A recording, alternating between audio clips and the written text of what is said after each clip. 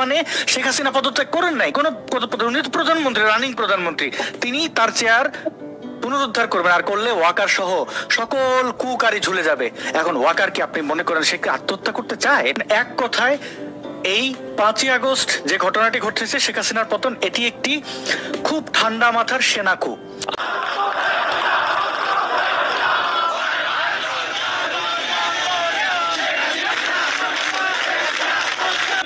আপনাকে কঠিন ভাষায় বলতে চাই, যদি আপনি এই দেশ চালাতে না পারেন, দেশ ছেড়ে চলে যান। এই দেশ বঙ্গবন্ধুর, এই দেশ আওয়ামী লীগের, এই দেশ জননেত্রী শেখ হাসিনার। এক বিন্দু রক্ত থাকা পর্যন্ত আমরা আওয়ামী লীগের নেতা কর্মী আপনাকে ছাড় দিব না। প্রত্যেকটি হত্যা, প্রত্যেকটি আইনের বিচার দিতে হবে আপনার। যদি না দেন, আপনার 32 নম্বর বাড়ি ভাঙার অপরাধে আপনার যমুনা আমরা ঘেরাও করবো। আপনার বাড়ি আমরা চিনি, আপনার ঠিকানা আমরা চিনি।